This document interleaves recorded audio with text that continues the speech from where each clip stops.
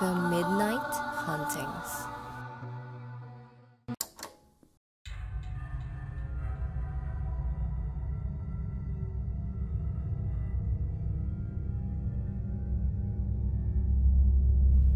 Magandang araw mga ka-midnight. Ako si Rex.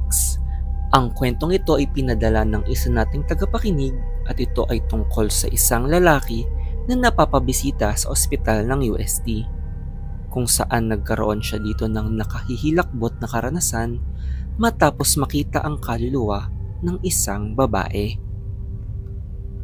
Ako si Dondon at nangyari ang aking kwento ilang taon na ang nakalipas.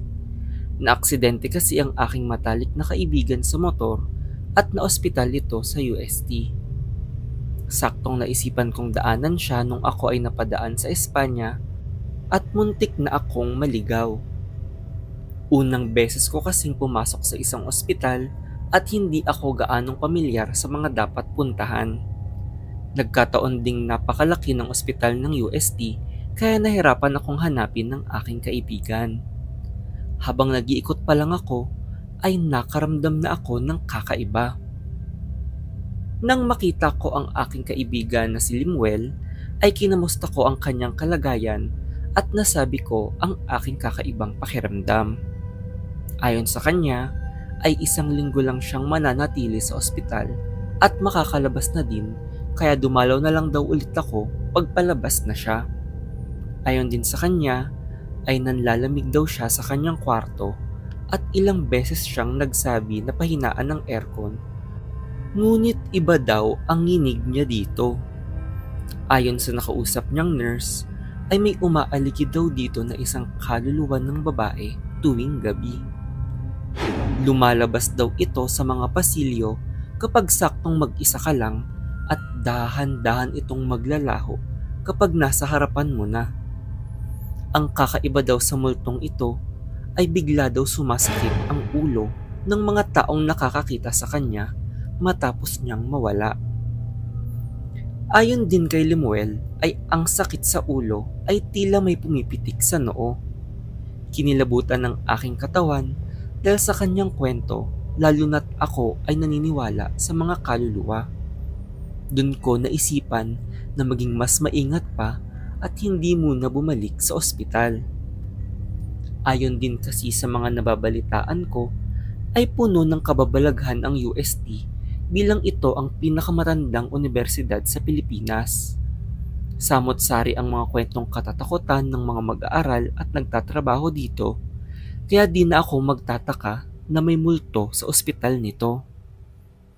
1 linggo ang lumipas at halos nawala na sa isip ko ang tungkol sa kaluluwa ng babae. Naalala ko lang ang tungkol dito nang susunduin ko na si Limuel dahil kailangan na niyang lumabas sa ospital. Sa kasamaang palad ay nausog pa kinabukasan ang kanyang paglabas. Kaya naman ako na ang naiwan para magbantay sa kanyang kwarto at kinailangan kong makitulog doon.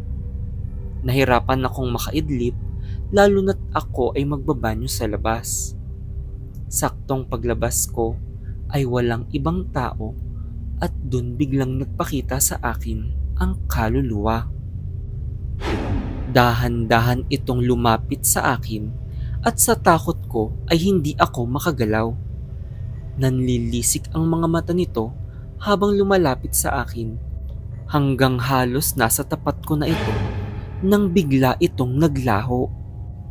Maya-maya ay nakaramdam ako ng sakit sa aking noo. Tila may dumadamping malamig sa aking ulo at parang may tumatapik dito. Nanlamig ang aking katawan at nagmadaling bumalik sa kwarto ni Limuel. Naisip kong hindi nagisingin pa siya, ngunit hindi maalis sa isip ko ang nangyari at masakit pa din ang aking ulo. Buong magdamag akong hindi makatulog at nanginginig sa lamig. Pakiramdam ko kasing may nagmamasid sa akin at nagpaparamdam pa ang kaluluwa. Maya-maya ay narinig kong may mga taong nag-uusap sa labas, kaya naisipan kong sumilip at makipagkwentuhan. Saktong mga nurse ang mga dumaan at ayon sa kanila ay lagi silang rumoronda na may kasama dahil nga sa babaeng laging nagpapakita. Sa kasamaang palad ay nagmadaling umalis ang aking mga kausap at naiwan ulit ako mag-isa pabalik sa kwarto ni Lemuel. Hindi ko namalayan na malayo pala ang aming nilakad habang kausap ang mga nurse. Dahil doon ay mag-isa na lang akong naglakad pabalik at kinakabahan sa aking madadaanan. Maya-maya ay napahinto ako dahil biglang muling nagpakita ang babae. Dahan-dahan itong gumagapang papalapit sa akin. Natumba ako sa takot at hindi makapaniwala na muling magpapakita ang kaluluwa sa akin. Nagmamadali akong tumayo at pagbangon ko ay biglang naglaho ang kaluluwa, ngunit sumakit din bigla ang ulo ko. Habang hinihilot ang aking ulo sa sakit, ay napansin kong tila may umiiyak na boses ng babae malapit sa akin. Kinilabutan ako dahil nararamdaman kong katabi ko lang ito.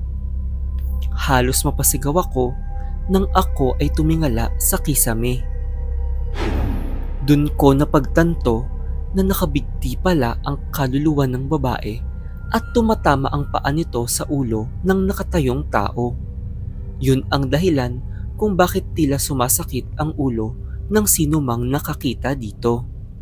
Sa takot ko ay bigla na lang akong hinimatay. Tila nakita ko ang alaala ng kaluluwa at nalaman kong hindi siya namatay sa ospital na to, kundi isa siya sa mga naging pasyente, ngunit pumanaw sa ospital matapos magpakamatay. Dun ko napagtanto na marahil ay marami pang kaluluwa ang pumanaw sa ospital na ito at dito naging multo. Nagising na lang ako sa kama at pinaliwanag sa aking natagpuan ako ng mga nurse na nakahandusay sa gitna ng hallway na walang malay.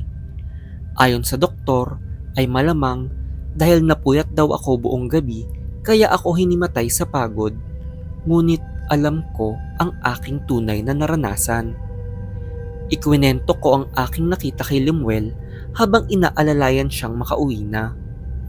Ayon sa kanya, ay ilang gabi din siyang hindi makatulog doon sa dami ng kwentong naririnig niya tungkol sa mga multong gumagala dito. Simula nun ay nagbago na ang pananaw ko sa mga multo. Napagtanto kong may kanya-kanyang kasaysayan ang bawat tao at hindi natin alam kung paano namatay o nabuhay ang mga kaluluwa. Kaya mas naging marespeto at maingat na ako. Simula nang makilala ko ang multo sa ospital ng UST.